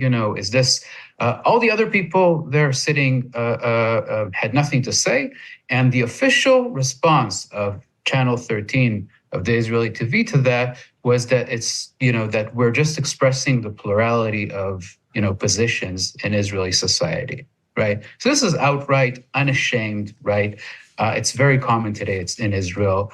And it's something I think we should all be paying attention to. And for the podcast, that's the Israeli historian. And it backs up your point perfectly, Robert, right? He's telling you right there, that is the majority of people in the country, right? And that's, of course, if you say this in another context, in another place, you're a racist, right? But here is an Israeli Jew saying this about, and it's just, this is the conflict around what we're seeing. Pointing out an obvious objective reality is not racist, regardless of whether that insults somebody or whether that is highlighting an uncomfortable fact of a government. It's frustrating how often this happens. Do you have any comments on that clip? That's what we've been seeing coming out of the Israeli media frequently, that they're always saying that. I mean, that specific statement about 100,000 people is one on its own, but it's very similar to a lot of the other things that we've been hearing. And I mean, it's not just that. You've got Israeli soldiers who are, at these mini concerts they set up for them, and they're dancing around and talking about decimating Gaza, and there's going to be no more Gaza, and even making anti-Black statements in the midst of that, because they're so incredibly racist. That's the thing, that we're talking about a genocidal racist regime with a genocidal racist population, the majority of them. And that's just the reality. I wish that wasn't the case. And people will go to that, well, you're the anti-Semite for pointing out how racist they are. It's like, I've lived there. I know how racist they are. I've seen Israeli soldiers shoot children myself. Like, it's something where I can't throw it in the face. If you're going to go in the Jim Crow South, the majority of people there were supporting the system. And to speak historically, you're just anti-white. Well, no, okay, people supported the Jim Crow laws. That just happened. Yeah, the government supported it too. That happened. It's not anti-white to say it. It's just a reality of history. Right. People own slaves. Are you saying that all white people are slave owners? Where does this stuff come in? That's a blood libel. No, it's a historical fact which happened, and this is what a population did. White South Africans during the apartheid era, if you're going to talk about their sentiments towards Black people and what they thought about Black people, and you're going to pull up examples of what they said on their shows about Black people, and then they turn around and go, you're just anti-white South African. You're anti-Afrikaner. It's like, that's just ridiculous. I mean, we'd all laugh it out the room. But because they weaponized this statement of going, you're an anti-Semite, you're doing blood libel, that's an anti-Semitic trope, and I'm sorry, it's just nonsense, and everyone's ignoring it now, including a lot of Jewish people as well, especially a lot of Jewish people who are extremely pissed off by all of this nonsense, because it's like, in their name it's being done, and they're here in Western countries watching this genocidal, racist, maniac regime commit a genocide against an innocent civilian population, and then they're seeing, why am I being roped into this? Why is the memory of the Holocaust being roped into this?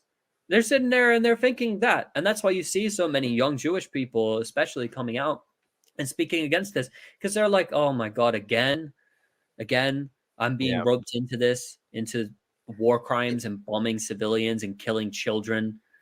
And that's the bigger point to tie, I think it's more specifically about in this case, because look, there are people that live in Israel that aren't Jewish, as you well know, that are equally kind of wrapped up in the propaganda. So it's really specifically, it's definitely aimed at Jewish people. I think that's obvious. That's a Zionist manipulation, but that it's more about the Israeli Zionist overlap than specifically, like, as you're pointing out, there's plenty of Jewish groups, Jewish individuals all around the world who don't agree, or in Israel. Plenty of, they get beat up by the IDF all the time for calling this stuff out, So it's like you said, it's stating out an obvious fact. And if you try to pretend that by stating that fact, you're racist, it in fact it like drives racism. That's the point we're going to get to in a second about the idea of weaponizing anti-Semitism. In fact, makes Jews unsafe, and that's the whole point, or less safe than they are. And really quickly to that point you made, Cuts News just shared this, and it's exactly the point you're making. A family of a black Israeli soldier who was neutralized in Gaza complains that no one visited them, unlike the families of the other Israeli soldiers. And again, this is not a secret. I mean, to ask Ethiopian Jews how they're treated in Israel, it's obvious that it's different. And their statements, again, if you actually pay attention, make it very clear that that's how they feel from a Israeli government perspective. Yeah, But go ahead. There's a tier as well. Like this is the thing. They sort of have their Jewish caste system there. Mm-hmm. Like that's the thing that people don't know about, because there's a lot of racism and persecution by Ashkenazi Jews against Sephardic Jews and Ethiopian Jews, and there's sort of the system, like a tier system, depending upon your skin color there. And there's a long history of this, and there's a long history of the white Ashkenazi Jews discriminating against Iraqi Jews and Yemeni Jews and Syrian Jews and Egyptian Jews and Ethiopians, etc., etc. There was even an Israeli Black Panthers Party, which a lot of people don't know about, which was formed of Middle Eastern and North African Jews. Because of the discrimination. For instance, I'm sure you know about this, but they stole the children from Yemeni Jewish parents, thousands of them, and they placed them in the care of white Jewish families, and some of them disappeared. There were allegations of experimenting on them as well. God damn it. Just real quick, this is just like the Native American aspect. Like, it just never stops. Like, we can't pretend like this is not the same old horrifying worst example of racism. That's what apartheid is. Sorry, I should point that out. Makes me frustrated that we can't be honest about it. Go ahead. No, it's the same thing. And you see that, for instance, like what they did, I'm in Canada right now with the residential schools here. It's the same thing in Australia, where I used to live, with the stolen generation. Exactly. Exact same thing. They need to get the savage out of the indigenous population. So they need to, give them to families other than their own, to steal the children away and to put them in schools and re-educate them and change their mind. And they did this, and this is the thing as well. They robbed the Jews from the Middle East of their culture and their language in many ways. They preserved some of it, but most of them don't. They're kids now. They don't speak Arabic. They're taught to hate themselves to a certain extent. That's why some of the craziest soldiers in the army that you'll see are not the white Jews most of the time. The most crazy soldiers are the ones trying to prove themselves to the rest. A lot of people don't know this about Israeli society, because it's completely hidden, and it's something that people don't talk about. But yeah, there's a system of racism there within the Jewish society as well. So it's not just a Jewish racism against Arabs and non-Jews. No, it's also as well, like there's this internal situation which is going on. The most impoverished, for instance, people, well, you look at the poorest people, where do they live? They live in the South. This is another thing perhaps we could get into another day, and there's lots of elements. Another thing that we have to get into is probably the history of Hamas at another time as well. But we'll leave that to another point. Okay. Yeah, no, I really was planning on it, because I think these are all really important, deeper dives to have. I was just going to point out, since you brought up the point about it, and if you want to quickly explain to people where the term blood libel comes from. I've done it on the show in the past. It's just interesting, the context. He's saying, the UN's basically saying genocide is when you kill, seriously harm, or inflict unlivable conditions on a group. Israel says, their statements we just discussed, we'll make Gaza unlivable. Gaza's our Amalek. We'll slaughter man, woman, child. They've made all these statements. South Africa says, well, that's genocide. Israel says, how dare you? That's blood libel. It just shows you how ridiculous this is. And it's a point you just made, actually, that it's not blood libel to acknowledge that you just said you're doing what you just said you're going to do, and give me the quick background to blood libel. It comes from the allegation against Jews, right? In regard to. Yeah. So it's the blood libel allegation was used in order to murder and expel Jewish populations in Europe. So like, this is the thing, like, to try and accuse them of blood libel, like, where's the threat coming by saying that under international law you're doing the thing that you said you're doing? Right. Like, it makes no sense. And like it's ridiculous to even I don't even feel most of the time like going into it. I feel like laughing at it. It's the same like the accusations of anti-Semite. You're an anti-Semite. Okay, even if I was, refute my point. Okay, Right, like right, exactly. But then on to the main obvious reality is that you're not. But to your point, yeah. the point you're making there is that you're not even engaging with the logical argument we made. Like you just can't. Like whether or not this person's racist, are you going to ask why your government murdered people? You know, it's like it just becomes this. It's obvious that's the point I made earlier, that it seems right now all we're really dealing with are people that are like really three categories, like afraid to even get into this conversation, but mostly see it, people that see it and are screaming about it, and people that are invested in the interest of Israel. Like, I don't know anybody I've talked to, everybody I talked to is in one of those three categories. And it's not like, I'm not sure. This is probably one of the, I'm beginning to think this is more obvious than the way I think people were seeing what COVID-19 was at the end, you know? And it's for things like this. Israel ministers now openly calling for the return of Jewish settlers to the Gaza Strip. When I said that in the beginning, we were called racist and a conspiracy theorist. You know, it's actually on the surface what they're doing. Former Israeli settlers yearn to return to Gaza, you know, illegal settlers. Smotrich touts the revival of the Gaza settlement after war once Gazans encouraged to leave. Don't you love this new dynamic now? They're talking about voluntary displacement, like what's happened so far is with, you know, that's what they're now doing, asking them, would you mind going to Egypt? Like as they're starving with in a desert on the you know. Anyway, what are your thoughts on that? It's so voluntary. We destroyed your home and wiped out half your family, and then afterwards we said, hey, you can go into the desert if you want. Like that's voluntary, of course. But no, like this whole idea of them bringing settlements into Gaza, unless they completely wipe the population from Gaza, it's not going to happen. It's a pipe dream. Right. But it's their genocidal ambitions and this bloodlust. They want to see everyone dead, so much blood and killing and murder, and they you know get off of this stuff. I mean, look at how the soldiers are carrying on. And by the way, these reports will start to emerge in more detail soon. But in the north of the Gaza Strip, where there's hundreds of thousands of people still, there's various allegations of sexual assault. They're executing people at random, throwing pregnant women off of roofs. All sorts of things. I hear news stories every single day of people being released from the detention, and like everyone in the group, basically, they had all their bones broken. I heard the other day of someone who was released, and from the group, only he and another were able to walk. The rest of them weren't even able to walk. That's how badly they were beaten. Their bones are broken in their legs. So the way that they're treating them, in one case, they shot dead the men, the husbands and fathers, in front of their children and wives. And then they took the women and children into a room and threw a grenade in the room. Which that's the sort of stuff that they're doing. Which interestingly ties back to the allegation about what Hamas did on October 7th. And just all these weird overlaps to as people have argued, they tend to accuse them of that which you are guilty, which is a classic propaganda tactic, right? And you know what's dangerous about this? And this is why I truly despise Western media. I despise them. The Israelis, they're going to say whatever they're going to say. But you disgusting, despicable pieces of human filth who call themselves journalists, who repeated these lies, egged on these Israelis to do this. Those soldiers there now believe this nonsense because the U.S. president was reporting the same thing and saying he saw confirmed photos of beheaded babies. They're committing these atrocities with more anger and more hatred in their hearts, right?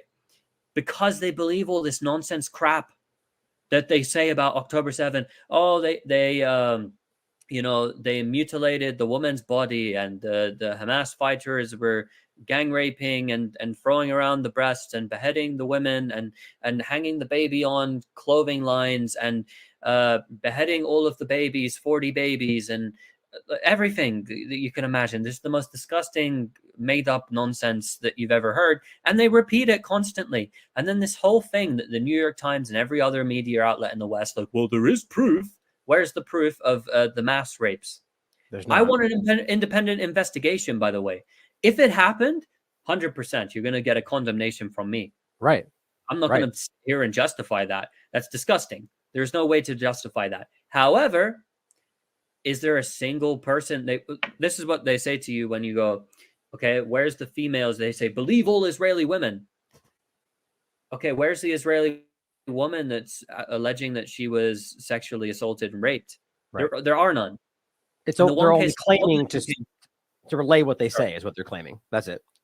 yeah, it's like believe what men say about what Israeli women allegedly went through, and they've Right. got no physical evidence of it. They've got no women accusers, and the one woman that came forward with an actual story saying she saw another woman raped said this nonsense story about all of these women being beheaded in her accounts of what was happening, and we know that there weren't all these women beheaded. Right.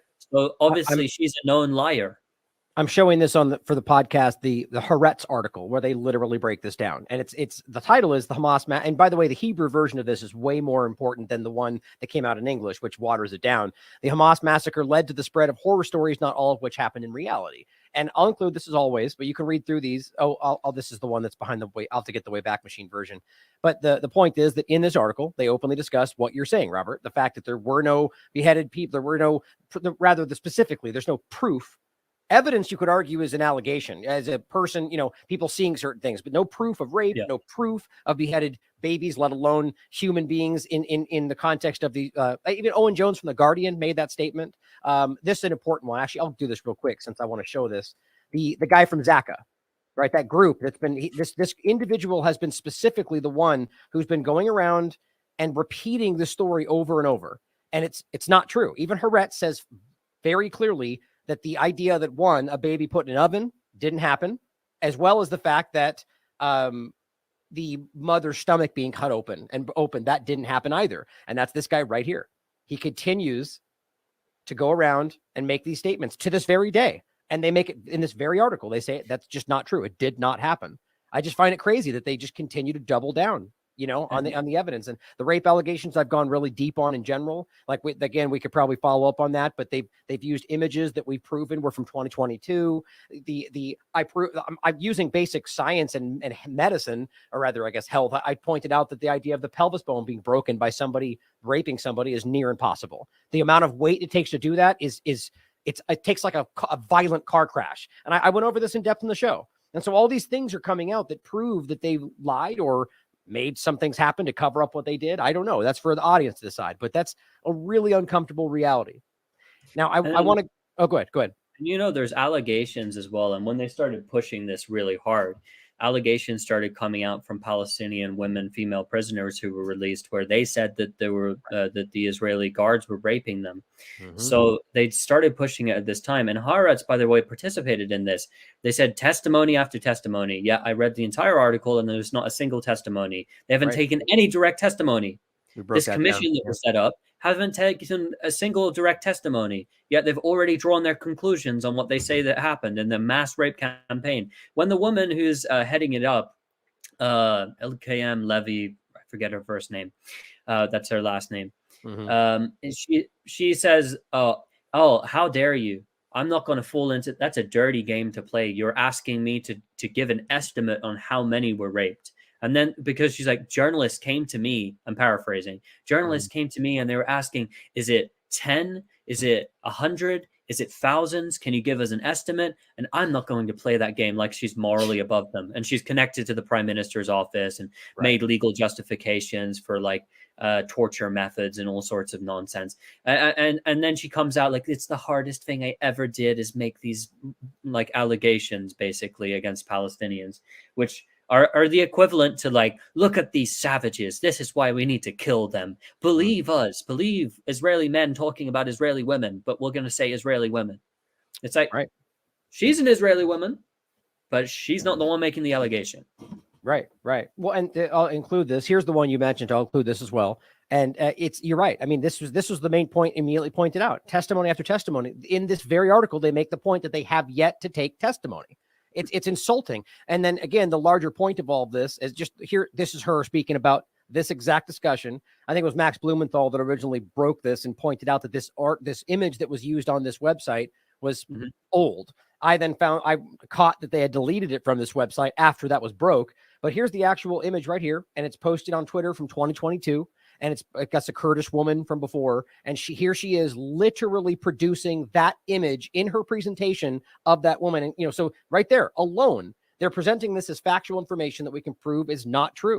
So at the very least, to an objective person out there, you have to acknowledge that they have sent things out that are not true. And I would argue you can prove that they know that. And so, like I said, same thing you said. I'm not, when that woman was brought out of the back of the Jeep, I said, that looks like she was probably sexually abused, but I'm not going to say I know that because we don't know what the context was. She could have been sitting in blood. We don't know. So my point was, until we have more evidence, we don't know. And we've never gotten more. Oh, and since we're into this, I will include the, I'll find it when we're done, the Times of Israel article where they go over the fact that their forensic evidence was not taken and that time has now passed. So no matter what they end up saying or who claims they saw X, Y, and Z, there's no legal evidence to even hold anybody accountable for it anymore. So then that's what they state. From in a court of law, that's required. So at this point, by their own admission, there is no proof it happened, no matter what they say going forward. There's none that would be admissible in court. That's the thing. Like, and that allegation is hard to prove. Now, you can't accuse somebody of a denial of that when you're saying you don't want an independent investigation. You're just saying, hey, believe me, I've come up with like a billion weird stories which don't make any sense and are just counterfactual in various ways. And we change these narratives and stories.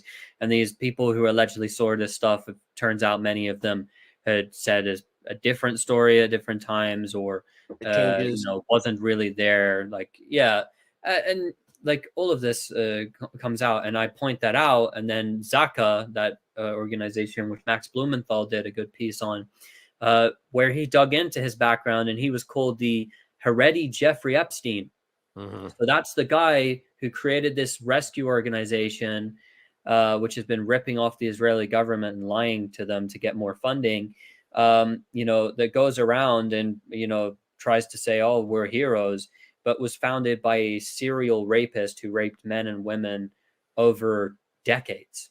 Right. So like the irony in a rapist creating an organization which is producing rape allegations against someone else, and then being used as Israeli women's testimonies after testimonies, says everything you need to know about these allegations. Now, I'm open to the possibility that things happened, but this idea that they have all of this wealth of evidence and all this proof, well, present the proof. Right. If it happened, present it. I'm not someone that's going to sit here and deny and quarrel with the facts on this. Like, well, that's where this comes in. And that you've probably seen this as well. That's the Owen Jones from The Guardian was one of the people they invited to this special screening, because that's what they're claiming, right? We have it, but we'll only show it to special people, which makes literally no sense to any kind of accountability or whatever. It's obvious a propaganda tool. He actually said that he did not see this stuff. Now you can, it's a 25-minute clip. He says this in there. You can listen for yourself. Dilly broke down what he said in there. And I went over this in depth in the show. He says very clearly, there's no proof of beheaded babies, no proof of Hamas killing children, no proof of rape, no proof of beheading humans alive. And then Hamas even asking partygoers whether they were civilians or not. And the point was, he gets done. He discusses this and he goes, it's weird. They say this is going to prove everything, and it didn't prove anything. So and then he goes out and sees people he was in that room with on social media going, it proved everything. It proved the rape. It proved this. And he's like, and this is his video. He's like, did I miss something? Right. So he reached out to an American journalist. He reached out to a British journalist, both of which were like, no, I didn't see it either. So it proves to us that not only are they, I guess, hoping that these selected journalists will take that as like a tap on the shoulder and like do what they're supposed to do, but that they're lying about it, that they're going out in the world and they're professing to lie about proof when all they really had was Israel showing a still shot and saying, here's the context, let me fill it in for you. It's crazy how obvious all of this is. Now let's finish with this point really quickly, and then we'll just wrap and I play that video to end. I did want your thoughts on this, so I'm glad you stuck around. I think this is really interesting. Yusuf Menayer pointed this out. I'll just read directly from the article. This is an op-ed from the Harvard Crimson. For the safety of Jews and Palestinians, stop weaponizing anti-Semitism. It says, during my long career as a Jewish educator and leader, including 13 years living in Jerusalem, I have seen and lived through my community's struggles. Now, as an elder leader, with the benefit of hindsight, I feel compelled to speak to what I see as a disturbing trend gripping our campus and many others: the cynical weaponization of anti-Semitism by powerful forces who seek to intimidate, ultimately silence legitimate criticism of Israel and of American policy on Israel. In most cases, it takes the form of bullying pro-Palestinian Palestine organizers. In others, these campaigns persecute anyone who simply doesn't show due deference to the bullies. As a leader in the Jewish community, I am particularly alarmed by today's McCarthyist tactic of manufacturing an anti-Semitism scare, which in effect turns the very real issue of Jewish safety into a pawn in a cynical political game to cover for Israel's deeply unpopular policies, even with Jews. With regard to Palestine, a recent poll found that 66% of all U.S. voters and 80% of Democratic voters desire to end to Israel's current war, for instance, he writes. What makes this trend particularly disturbing is the power differential. Billionaire donors and politically connected non-Jews and Jews alike on one side, targeting disproportionately people of vulnerable populations on the other, including students, untenured faculty, persons of color, Muslims, especially Palestinian activists. That's just hilarious coming from people acting like they're fighting for all these things. And she says, let me speak directly to the Jewish students at Harvard. I know it is alienating and hurtful to so many of you when campus Jewish organizations like Halil and Shabbat take positions that exclude your voices, the ones speaking against what's happening. To those students, she says, the Jewish tradition is much deeper than any organization. No one has a monopoly on Judaism. Like that in and of itself is called anti-Semitic. When you say something like that, Ben Shapiro himself called that anti-Semitic. Says, be boldly critical of Israel, not despite being Jewish, but because you are. As someone who spent over 40 years running programs in which Jews, often young people, were under my care, the safety of Jews has always been my highest priority. And frankly, she says, the thing that keeps me up at night, I have myself been the victim of anti-Semitism, including on more than one occasion, serious violent attacks. She says, I know the anti-Semitism looks like what it looks like, and I do not take the issue of violence against Jews lightly. I have monitored with vigilance, the kinds of speech that Israel-aligned parties are calling anti-Semitic, and it simply does not pass the sniff test. Let me speak plainly. It is not anti-Semitic to demand justice for all Palestinians living in their ancestral lands. The activists who employ this language in the politics of liberation are sincere people. That's such an important point right now. Their cause is a legitimate and important movement dissenting against the brutal treatment of Palestinians that has been ongoing for 75 years. If Israel's cause is just, let it speak eloquently in its own defense. It is very telling that some of Israel's own supporters instead go to extraordinary lengths to utterly silence the other side. Smearing one's opponents is rarely a tactic employed by those confident that justice is on their side. If Israel's case requires branding its critics anti-Semites, it's already conceding defeat. We must put aside all fabricated and weaponized charges of anti-Semitism that serve to silence criticism of Israeli policy and sponsors in the U.S. As a Jewish leader, she says enough. Any comments on that before we kind of wrap? I think it's important that that came out and that there are other prominent Jewish voices who are speaking out against this, because at the end of the day, what happens as a result of Israeli policy and then all of these psychopaths who try and say that, if you're against Zionism, we have to include the Congress in this list of psychopaths. Mm-hmm. If you're against Zionism, then you're anti-Semitic. Well, now, because you're blurring these lines and you're basically equating all Jews with the actions of the Israeli regime around the world, essentially you're saying that Jews don't belong to the countries that they're in. They're all loyal to Israel, which I don't believe is true. Right. And most people living here would not be, even if they have some affinity, right, with their background or whatever, and they have that feeling. They live in these countries and they should be treated as they are a U.S. citizen, a Canadian citizen, whatever they are. And this is the original idea of anti-Semitism, by the way. You're not from here. You're not a Brit. You're not a German. You're not that's French. Interesting. You're like, that was the idea. And that was why Israel really was the project of Israel was needed. Zionism was needed. And Zionism became a movement because it was the answer to this idea, this European idea that you're not from here. You should go somewhere else because you're not part of us. You don't belong in our communities. You're different to us. And so the Zionists came along and said, yeah, we are different to you. And yeah, we need somewhere else. And then they had a discussion. Maybe it should be Uganda. Maybe it should be Madagascar. Mm-hmm. Maybe it should be Argentina. And they're like, no, Palestine makes more sense. So they went to Palestine and then they took the land from the Palestinians. And the Europeans are like, this is great. They're listening to us. They're going to go away. We're not going to deal with Jewish people. So like this whole idea of equating the Israelis and all Jewish people in itself is inherently an anti-Semitic idea. I would argue that Zionism and many strains of Zionism is anti-Semitic. It is. It's like a sellout movement to the people that didn't want you in their countries. This They're is like, really "You're different." fascinating. This is such an important point. I feel like I've even discussed, I haven't like connected this in my mind the way you just did.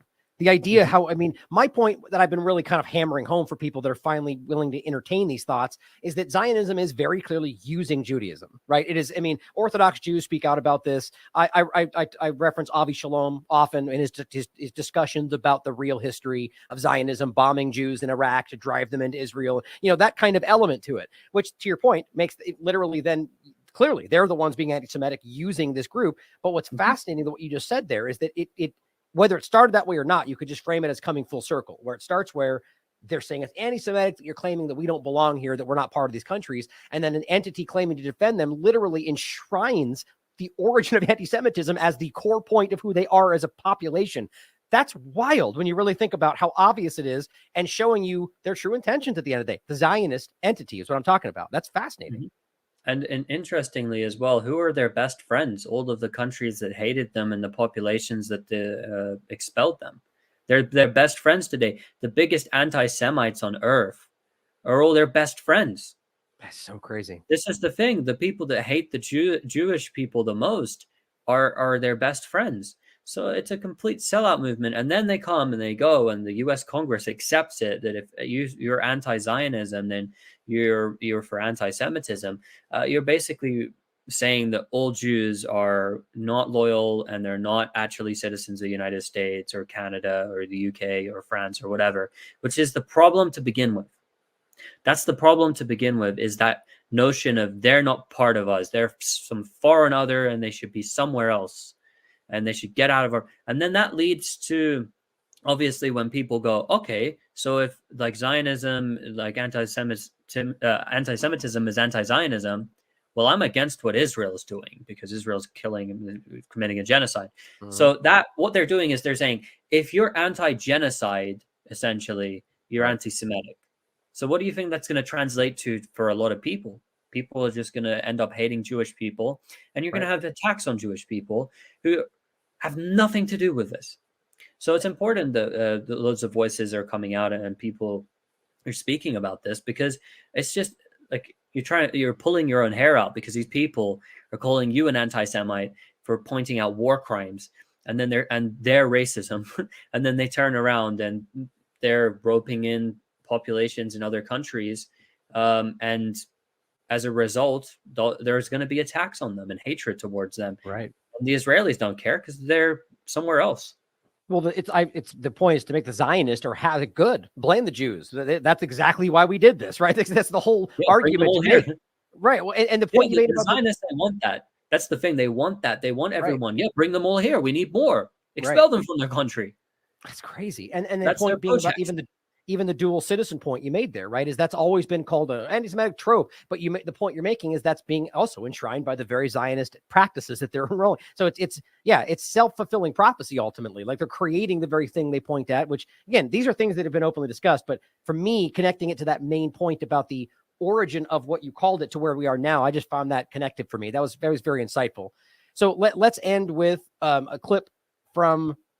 This was actually posted by me, but this was a clip from a girl named Gia. How do you pronounce that? Is it Gaia or Gia? How do you pronounce that? Gaia?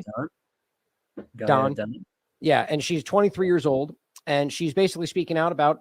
I'll end with this video and then one more, and we'll kind of end with that.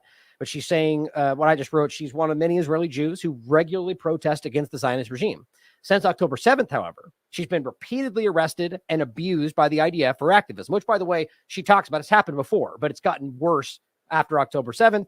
And in the process, they've been calling her a slut, a traitor, being violent with her. And I just want to show people this is what, and she's an Israeli Jew, right? The point is that it's, as Robert's making clear, if you just simply go afoul of the Zionist agenda, it doesn't really matter what you look like, what you are. And I think that's the important point. Again, that was why this article was important, because that's what they're saying. What they're doing, what Robert just described, is in fact creating the very thing they claim they're trying to stop. That's exactly what the U.S. government does. It's a common tactic, but they're making it more unsafe for these people. So anything else you want to leave us with, Robert, before I play this clip and then the last one, which this will be the last one, which you might have seen this. I think it's a very powerful speech they just gave at the UN Security Council. But any comments you want to leave us with before we wrap today? And thanks for joining, brother. I always enjoy our talks. No, I just say that my thoughts are with the people of Gaza, and especially being a journalist, my thoughts are with the journalists on the ground in Gaza and all the amazing work they've been doing. And everyone should go and get their news from these journalists, and follow them online, and keep up to date with them, because they're risking their lives to bring everybody the truth. And they're amazing, the work that they're doing on the ground. And I've been astonished by the young journalists there, some of whom I'm good friends with as well. So I'd say keep the people of Gaza in your prayers. Don't stop talking about Gaza. And this is an issue which concerns everyone. It's not just concerning the people of Palestine and the Israelis who are committing this. Everyone should be concerned with this. Yeah, I agree, man. And I think the numbers are well over 100 now, right? If I remember correctly, of journalists that have been killed. No, unfortunately. No, just yet one of many unprecedented numbers in this context. UN members killed, journalists killed, unprecedented, and yet we're acting like this is one in a long line of other. Anyway, I thank you for taking the time to talk about this, and I look forward to our upcoming conversations about those deep dives. And thanks for joining me today, brother. And I'll leave you guys with these two clips. And this one is her speaking about what she's dealing with, and we'll end with the clip from the Palestine presentation, which I really do. Make sure you listen to this, guys, on the way out. This is powerful. So, as always, question everything. Come to your own conclusions. Stay vigilant. I'm 23 years old from Haifa. I'm an activist in the anti-occupation bloc. And ever since the 7th of October, me and my friends are being harassed and sometimes arrested over our attempts of protesting against the ongoing atrocities in Gaza and the West Bank. Freedom of speech and the freedom to protest was always limited here. But these days it's almost impossible to say you're against the war without fearing for your safety or your freedom being taken away. And it's even more dangerous if you're a Palestinian.